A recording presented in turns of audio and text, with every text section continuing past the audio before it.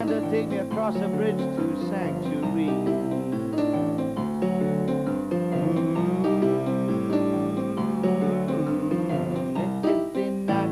No, no, no.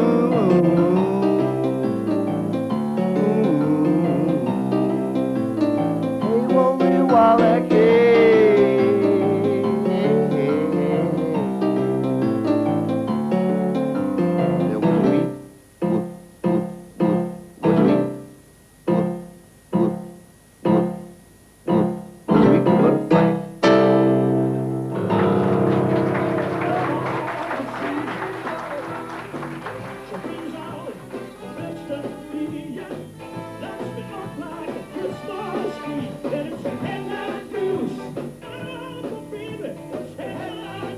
Dundee at night. One of the reasons it's worth paying the 30p entrance fee at the bridge is that once you're in, just about everything is free. Every weekend, there are over 120 clubs and pubs with bands playing live music, most of it funky, because Dundee's a city with soul.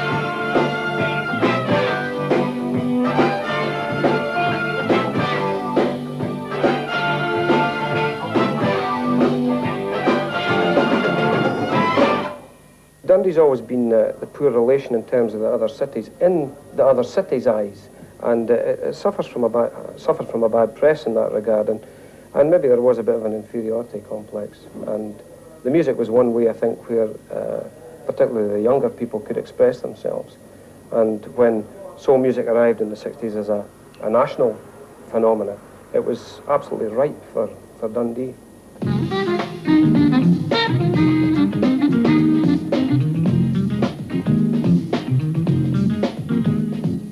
The first white group to make it in the Black American charts was Average White Band, whose roots were in the city's art college and whose rhythm came from the Dundee horns. Singing was always something that was prevalent in Dundee. You'll always get somebody to sing in a pub or in a club or at the New Year or a party. They're not slow in coming forward that way. And I think just they've always sung with great emotion. I can remember many older Dundee people singing traditional songs with tremendous passion. This is a song reputedly written about the Average White Band, Dundee's own soul band from the 70s.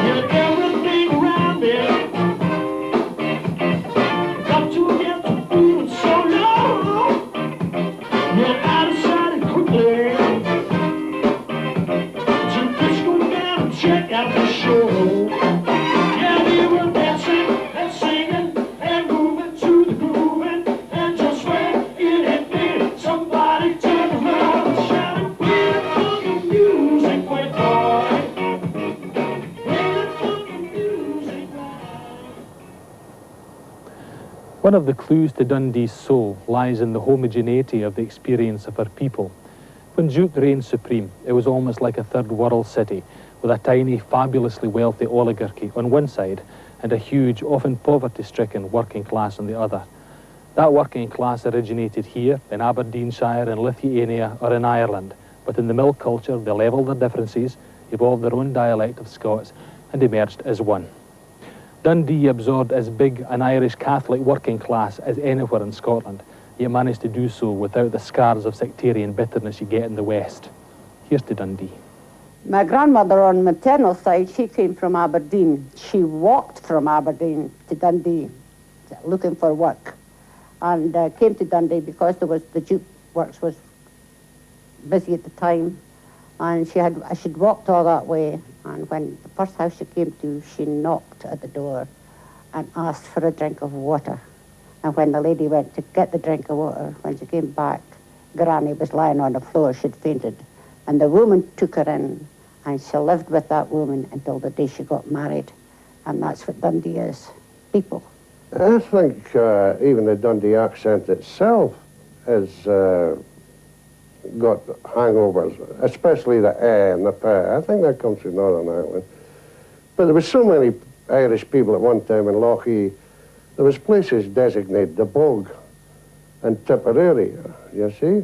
We, like all foreigners, I worked in Forfar for briefly. I didn't emigrate there, I just worked there. But the Fifers, we call Fife Sha country.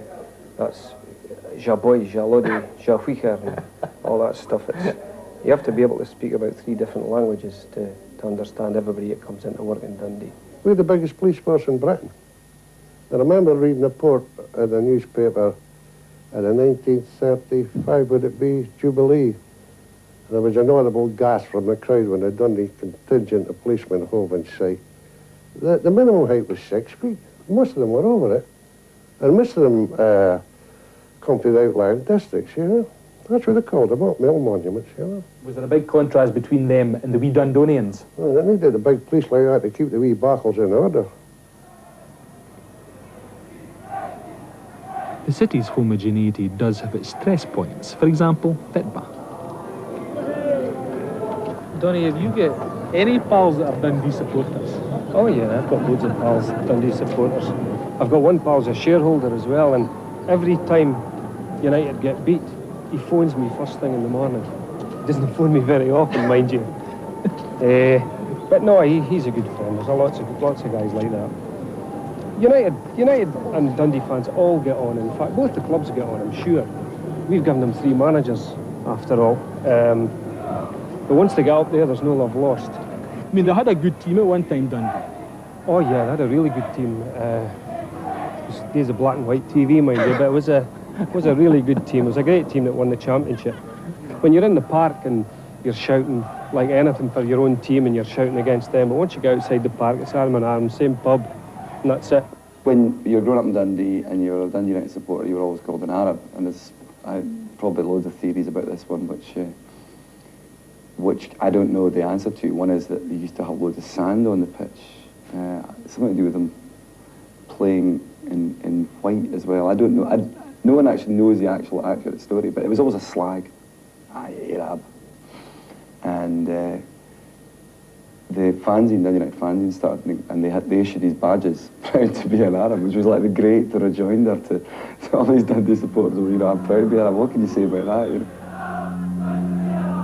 My dad had been brought up in a school where you went to see Dundee seriously, and you went the other week to see United. I kind of supported them, but it was never much of a threat to Dundee anyway. And I kind of, fortunately, kind of inherited that tradition whereby I went, supported United, and I went to see Dundee the other week and quite enjoyed going to see them.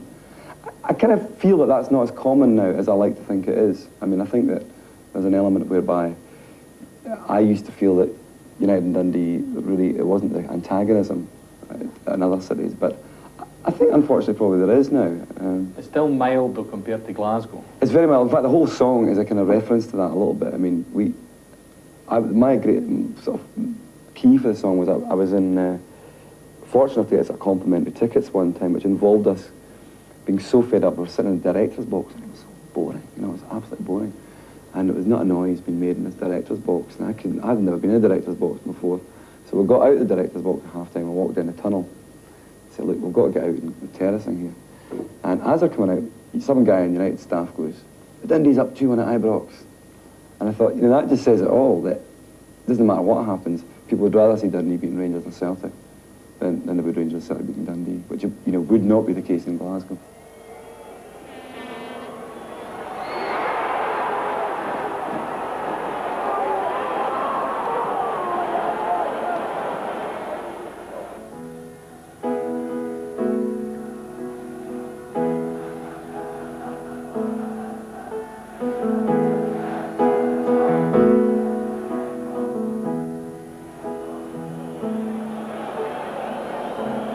Halftime scores Take a rusty rising. Crowd of glad of me. Warmed by the scoreline and the ballroom. Rangers won, Dundee 2. And I'm proud to be an Arab, proud of my home team, proud to be an Arab. Old times.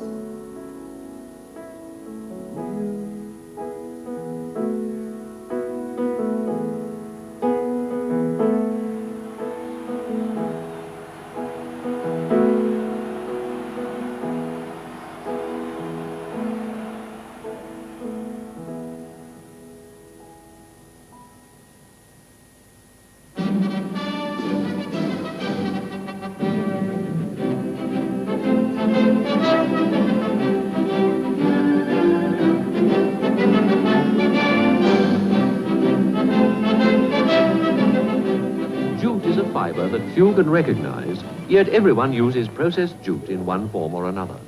The seat of a plain chair, for example, is supported by webbing made from jute. Then there's the backing or binding for linoleum, bearing up under the tread of countless feet. Many coverings, even high-grade carpets, are woven onto a basic mesh made of jute. The optimism of this late 1940s newsreel belies the deep malaise undermining a city almost totally reliant on a staple industry, which peaked in the 1870s and slowly declined in face of competition from the homelands of the fibre, India and Bangladesh. Dundee sold its machinery and exported its expertise there. Inevitably, Calcutta replaced Dundee as the world's jutopolis. The jute was delivered in barges to the jetty and we would unload it. It also came in by rail. This was the jute for running the mills. That first mill I went out to had 840 looms and about 5,000 or 6,000 workers in those days with the old type of machinery where you had, you know, the labour was a big, sort of big factor in those days. They would have one European in charge of each department. You know, one in the batching, one in preparing, one in the spinning, and weaving, of course. Probably have 2 weaving men and a finishing man, and engineer, usually an ex-seagoing engineer in charge of the engines, and a factory mechanic and a mill mechanic. I was a junior cranny sab, as they called them. The cranny sab was one who was in charge of the mill office. Most of the managers were not accustomed to writing letters and all the rest of it, you know. They'd come up through the mill, most of them. But the cranny sabs were picked from, well, mill offices in Dundee or jute brokers' offices such as I was. Well, I suppose when I was at school, about a third of the people in your class by the time you got to 5th or 6th year were expecting to go to India. I mean, all the jute factories at that time had managers and engineers who were mostly from Dundee. The machinery was being made in Dundee at that time. And so an awful lot of people went abroad. And when they came home, they had picked up Oriental objects of all kinds. And so a trip, not easy done now, I don't think. Everybody knows what everything is now. But at one time, you could go around the shops in the Hawk Hill and so on and find the odd bit of nice Oriental object. There's a photograph there you have of Dundee High School former pupils. Were there a lot of your friends from school? Oh, yes. On that photograph, I think there's 40-odd people. And I know there were more high school pupils out there, ex-pupils rather, ex-FPs, at that time. This was the very first one ever taken place in Calcutta. And it was held in Politi's restaurant in 1928. As you can see, it was held in the cold weather because all the fans were stationary. In Dundee, jute would have declined much earlier had it not been for the sporadic boom initiated by war. From World War II back to the American Civil War, the demand for jute sacking was insatiable. 1915 heralded a year of the greatest prosperity for the staple trade. While the women worked, the legions of male unemployed volunteered en masse for the 4th Battalion Black Watch, Dundee's ain, led by the sons of the mill owners. Neufchâtel, seen here in Joseph Gray's painting, decimated them. The Battle of Loos destroyed them. Class divisions were irrelevant. The city was one in its grief. There was a terrible slaughter of the 4th Black Watch. Oh, yes. That was Dundee's own. But I was working and I came in to my work in the afternoon. 2 to 3 was our dinner time, you see. And the mill was empty. They got a telegram from the government. And nearly everybody had somebody killed that day. And the whole mill was empty. And every mill was empty, dear. Oh, yes, it was very, very sad. I remember when I was a laddie, I used to wonder why all the men had these khaki tunics and brass buttons. You see men labouring on the street or carrying coal, they all had these tunics. You know, this is their remnants of their uniform from the First World War. Had all the men gone to the First World War? Miss, man. In fact, I remember an old lady in Ryhill Lane. She lost her husband and 3 sons in that war. Yeah, bloody disgrace. The old man, he was a typical cattle baler, you know, for no choice of his own. And he died when he was 45. There was very few of the men that were contaminated by chlorine gas reached 50. I mean, after he died, there was 1 or 2 just popping up all round that had a belly full of that stuff too. The effects of the war were long-lasting, and the Depression hit Dundee's vulnerable economy with a vengeance. Joe Patterson recreates his childhood between the wars in his paintings, a potent blend of harsh social realism and nostalgia, typical of the experience of this generation of Dundonians. One of your paintings describes a very poverty-stricken household. Tell me about that, about the Lithuanian girl. Oh, Mary McCormick, as I say, most of the Lithuanians changed their names. And I was a bairn at the time, and I was put out into the passage to play. I was about 3-year-old if it was that. And I became friendly with this Mary. So the day came when my mother told me, she says, you of all people have got to see this. So she picked me up in her arms and she took me to the door and opened the door and I goes in and there was a tiny wee window. There was this bar of sunlight coming through the window and right on Mary.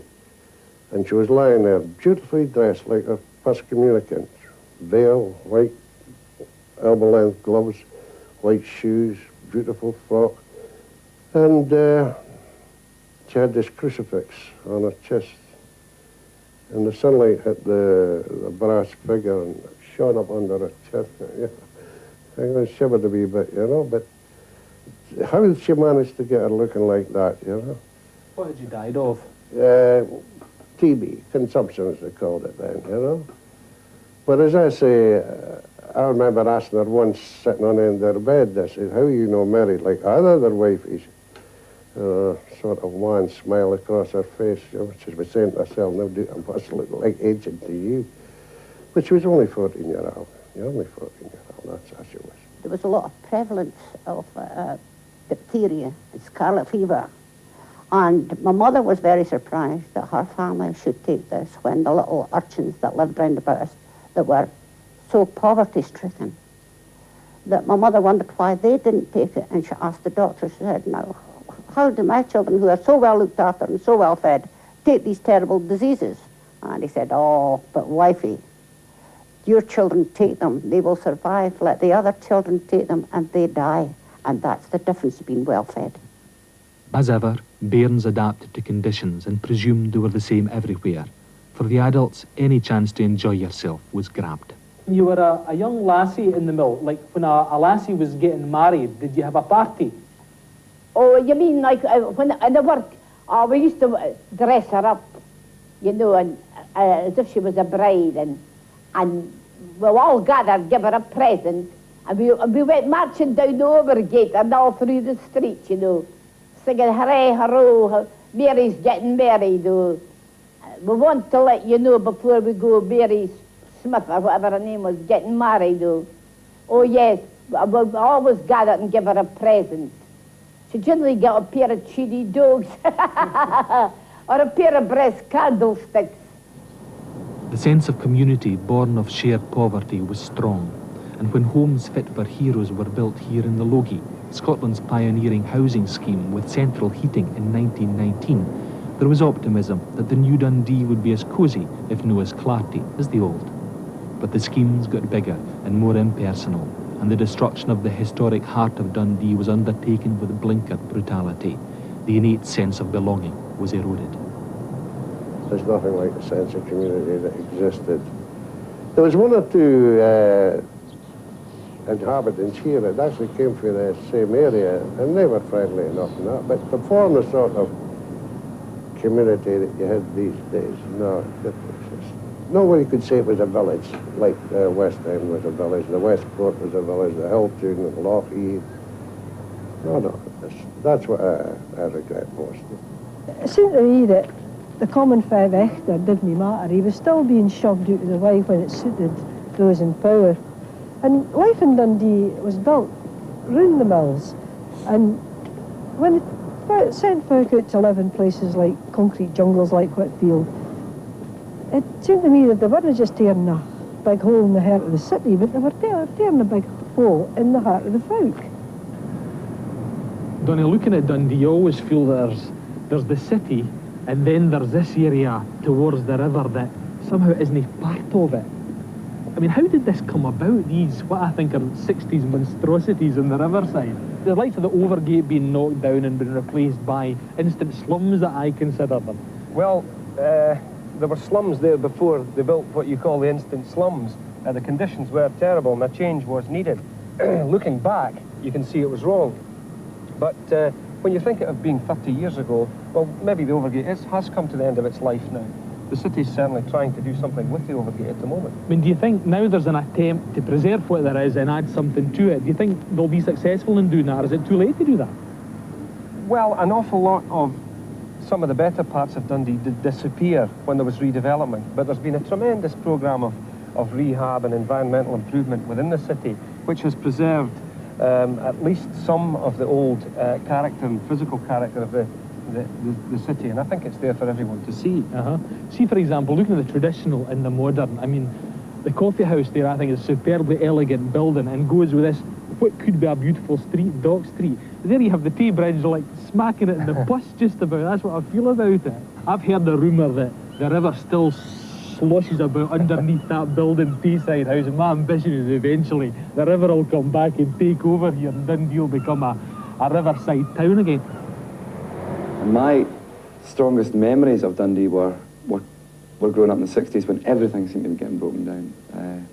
All buildings that were old were pulled down. Ones that were good were pulled down, and nothing was being put up, nothing was being built at all.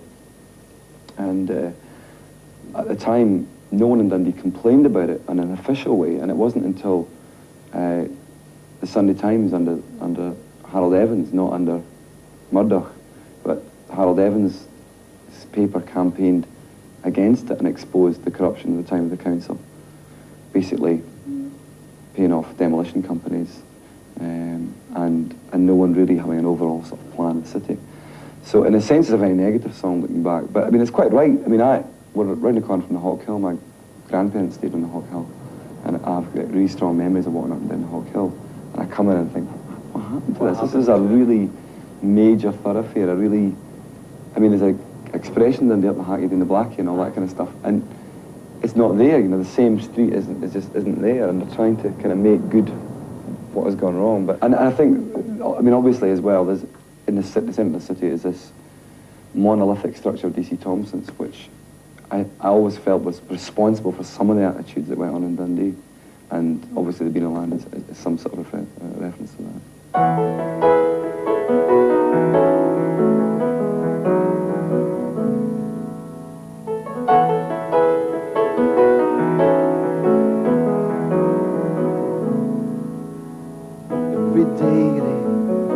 Headlines, talking diamonds, talking steel. Don't talk things that folks don't know about. Talk about money and stuff that's real back here in Beano Land. Bubble is bursting, all things get busted, some things get builded. Old ladies write letters, old men dream memories. Back here in Beano Land, all things are real.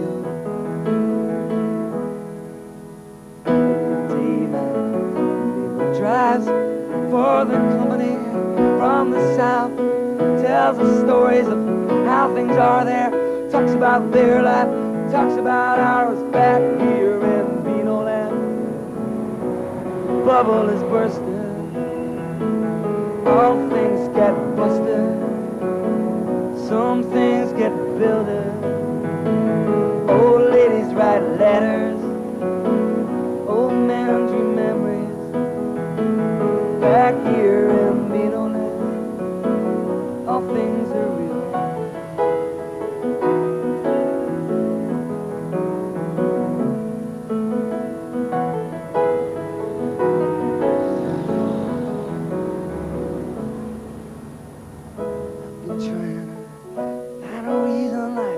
I've been trying to leave this house. Every day I watch that great bridge and watch those trains pull in and out. Those trains, those trains, all those trains back here in Dundee. Bubble is bursting, all things get busted, some things get builded. Old ladies write letters, men dream memories. Back here in Beano Land, all things are real. Back here in Beano Land, all things are real.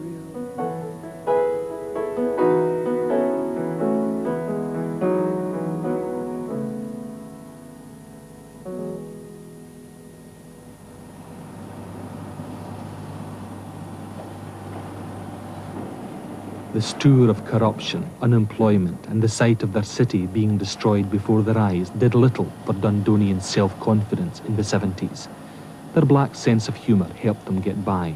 One firm that carried out demolition work was called Trojan. The devastated areas were called the Trojan Ruins. The rising graph of Dundonian optimism and confidence from the mid-80s coincided with brilliantly successful urban renewal and conservation projects, such as the one here at Baxter's Upper Den site, where the former High Mill was converted to residential flats. Now, town planning and community art go hand in hand, with impressive results. Is it quite a recent thing, though, this, the preservation of Dundee's past? Oh, yeah, it's part of this. It's the same movement for good and for imagination as there's this movement for bad in the 60s, this corporate vandalism. It wasn't just in this city it went on, it was the cities in Scotland. How did you think about that you actually belonged to a community at that time? You just lived in a place, and it wasn't until you didn't hate anymore. It's kind of like if you've got false teeth, and it's not till you try and eat raspberry jam that you suddenly realise what you're missing. It's just that kind of thing, and I think that it wasn't all that they thought they were going to be getting. I think folk were brainwashed into thinking, and a lot of the things had to be done, and there were good things about what they were offered, but they lost so much with it. And now folk are just desperate to get back into the city their centre. roots, because Dundonians ken what their roots are. It's not that long ago, and everybody in Dundee, there were 3 areas you lived in, apart from Lochie, which is another tune altogether, as a Dundonian will tell you. But there was the Hachie, the Blackie, and the top of the hill. And they were the 3 places that you belonged to, or your mother or your granny belonged to. And it was so much of a wee village. No village green to hang out your washing here, but the greeny pole and the Dundee tenement's unique pulley shee survive, the perfect habitat of a historic species which has given the city an alternative name, Thompsonville, DC, home of the Bruins, Wally, Biff o' the Bear, Dennis the Menace, and a wheen other Dundee worthies.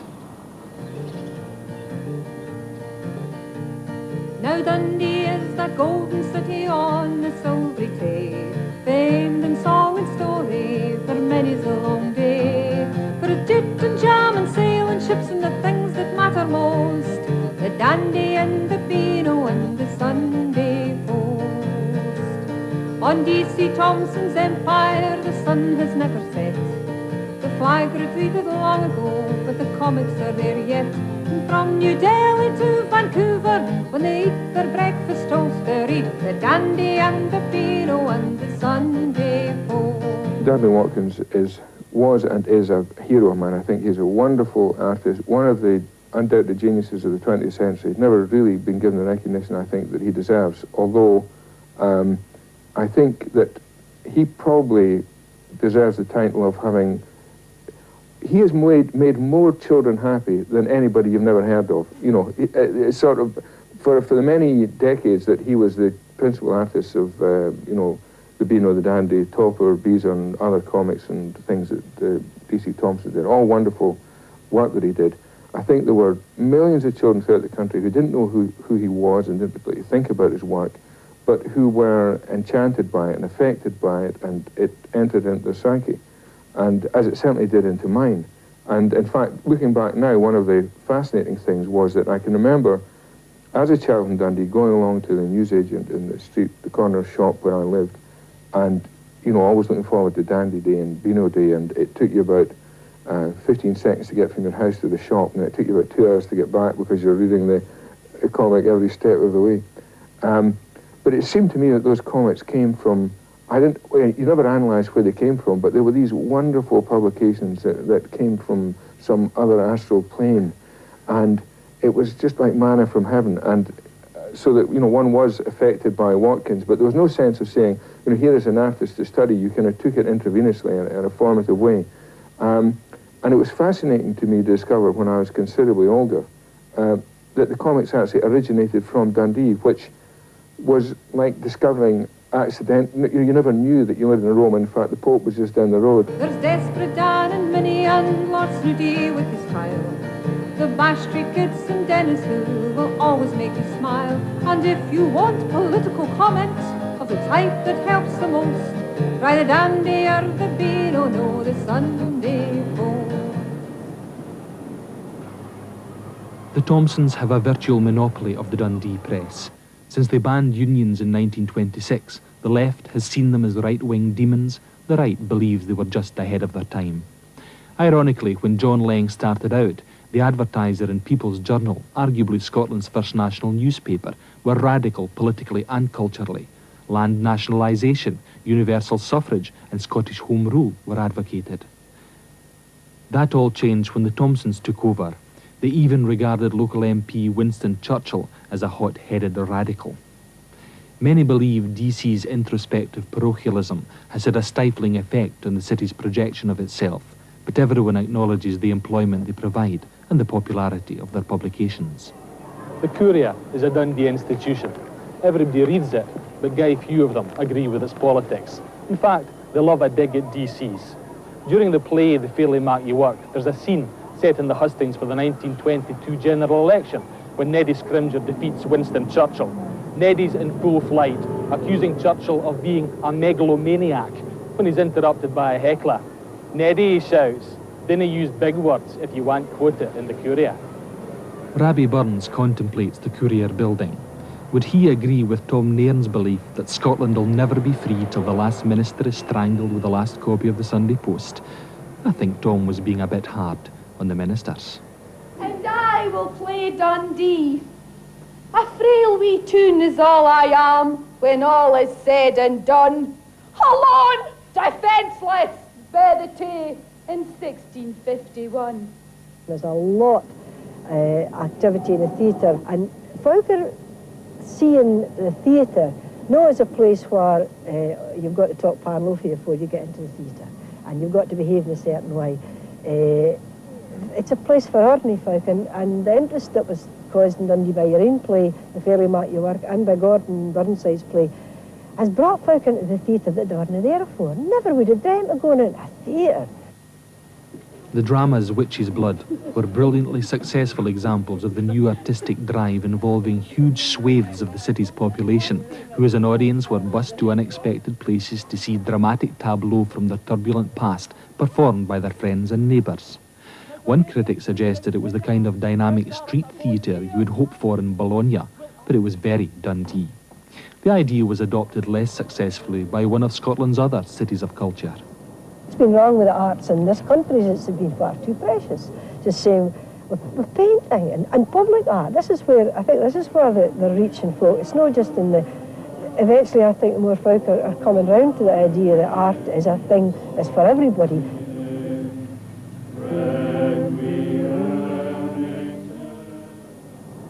If you can put out some signals like we have here and in all the pieces of public art that we have in Dundee, the message is going through to the people in Dundee that this is what Dundee's about, and this is the art that belongs to you because it's about you and your history and your background.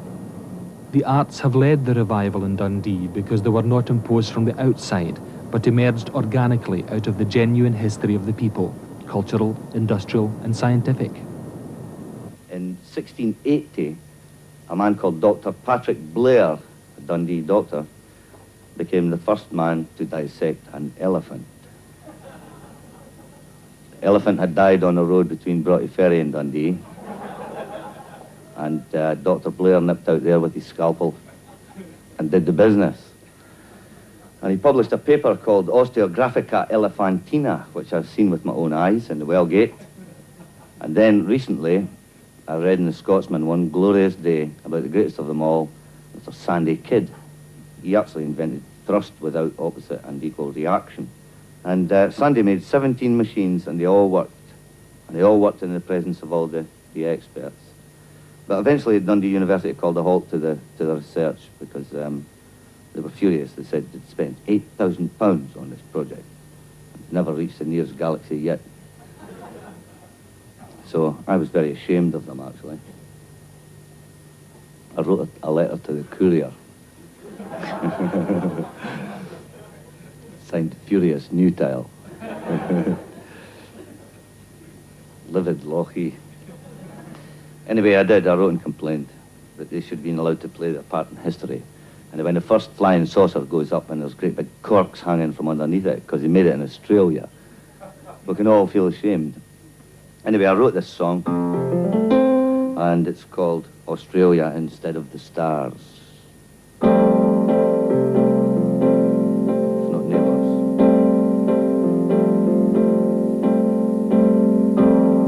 He racks his brains till he finds out. His peers all show the romance of a ticket tout. With our hands on our hearts and our hearts in our mouths, the bad news from here is it's over and out, so we can stop telling lies. We know what we're like, and I wish I'd seen garden shed, the man who made the spaceship and scribbled in his bed.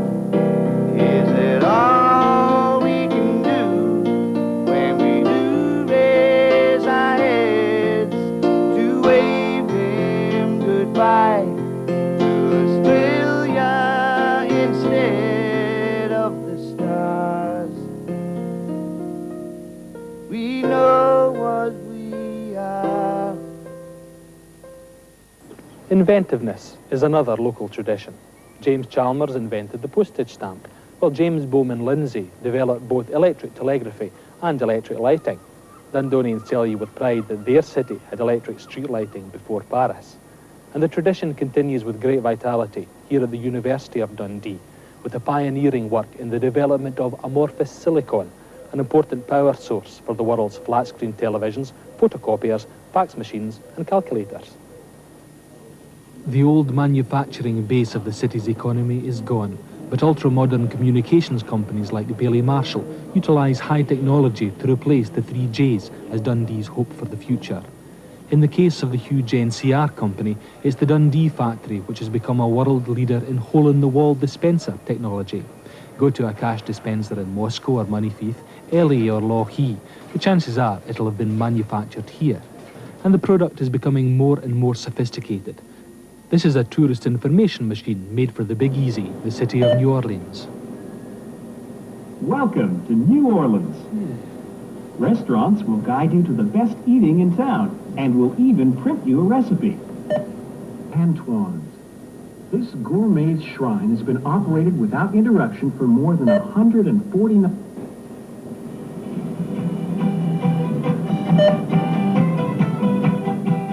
Cajun poulet paradis sounds exotic, but of course Dundee companies have been in the Deep South for over 100 years, and the investors in the Alliance Trust are still benefiting.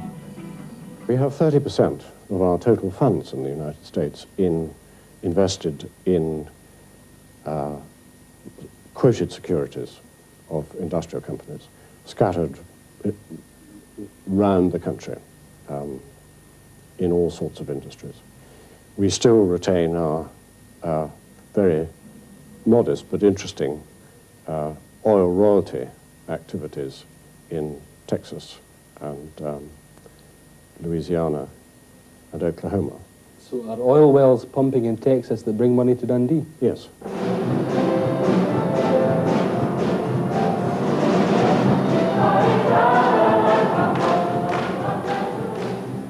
The vitality in the city today feeds off the energy of the young. The place is thronged with countless colleges, a vibrant university, and good local schools like the Harris, where enjoyment of the arts are valued as much as the 3 Rs.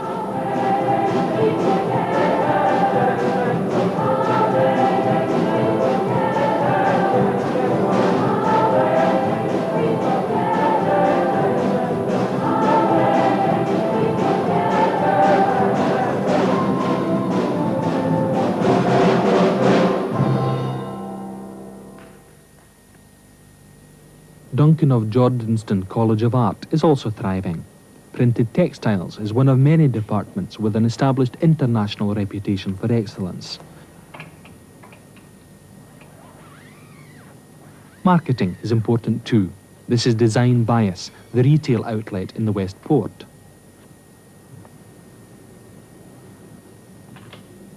The success of the department has attracted enviable business sponsorship from companies in England and Scotland. The dynamic creativity of a team led by Norma Stashakovna is behind the push to gain students the recognition their work merits. It depends very much on the student choice. Some will do fashion and fashion fabrics, some will do concentrate perhaps on paper products, some will do furnishing fabrics.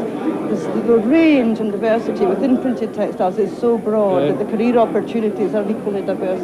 Some of the work that the students have completed and it's on the show tonight was produced for the Bacardi M8 fashion competition, and that was really, the theme was to produce an outfit that would retail through Hoi Polloi, which is branches in Glasgow and Edinburgh, and that's very much geared towards the young sort of club market. So the students, although I can't ever really see them designing for the 40 to 50 age range, they do produce goods that are really commercial for kids today.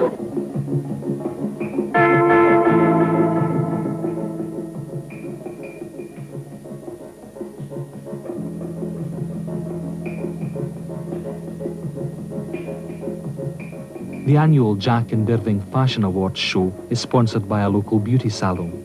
The catwalk is a fun place to display the students' designs.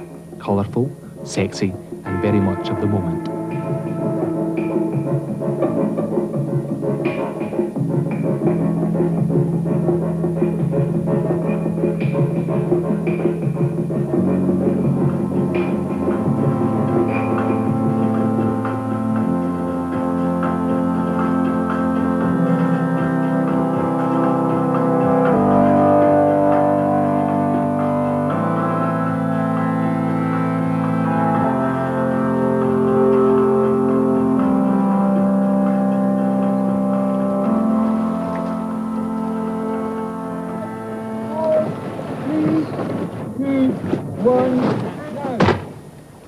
one constant element in Dundee's long history is the beauty of her setting on the magnificent expanse of the Tay estuary, the banks of sweet Dundee, as the old ballads describe it. This is not the Japanese Navy, but the Royal Tay Yacht Club does welcome visiting yachtsmen from all over the world to sail and enjoy its challenges and its charms. Writers have sung the river's praises. For Thomas Hood, the Tay at Dundee was a broad, noble river with a racing tide. On a sunny day, wrote H.V. Morton, with the wind blowing over Dundee Law, your blood tingles and you want to shout. This is the vision that Dundee men carry with them to the ends of the earth. No wonder that they always go back there someday. To Dundonians, it's simply the Tay, and they love the river. In Douglas Young's words, it brings a seining to the soul, and for over 800 years has done so for the inhabitants of this wayward, maverick, and uniquely thrown city. They love their city as well, and wish that its centre could be back beside the river where it belongs, and one day be as beautiful as the setting deserves. Bonnie Dundee. But while we dream, the down-to-earth basics of the good life are available nearby. In Castle Street is the only coffee shop in Scotland that roasts its beans on the premises freshly every day. Before I came to Dundee, I was only snobbish about one thing, good coffee. Now I'm snobbish about two things, good coffee and good tea. Blame it all on Braithwaite's. Just takes a minute or two to drain them. And get an idea from the leaves what they're going to taste. So let's taste. There's a teaspoon. Right. Now let you taste your tasting. And spitting out rather than swallowing. You just throw it up on your taste buds. Just like tasting wine. That's it. Exactly the same story. That's got a very dry flavour now. What's this one here? That's a Darjeeling. Last one's a Kenya.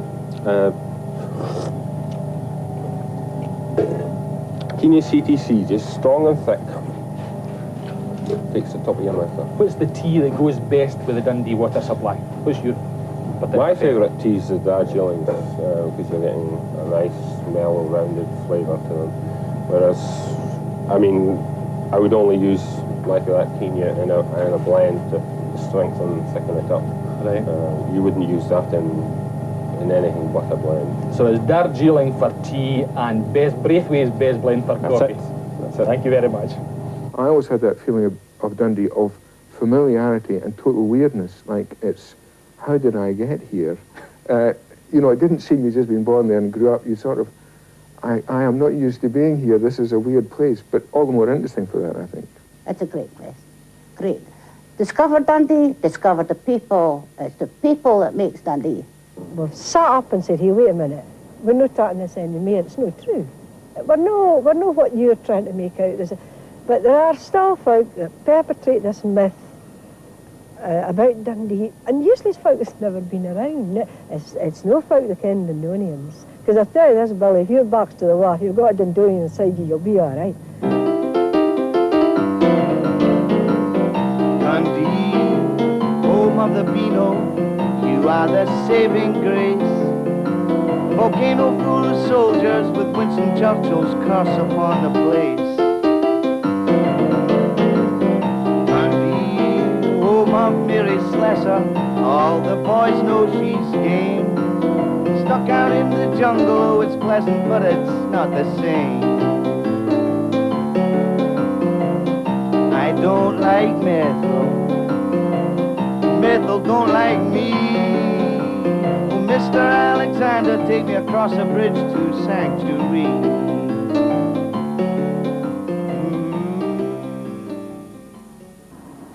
If you've got a sickly shrub or a plant with a problem, we might just have the answer.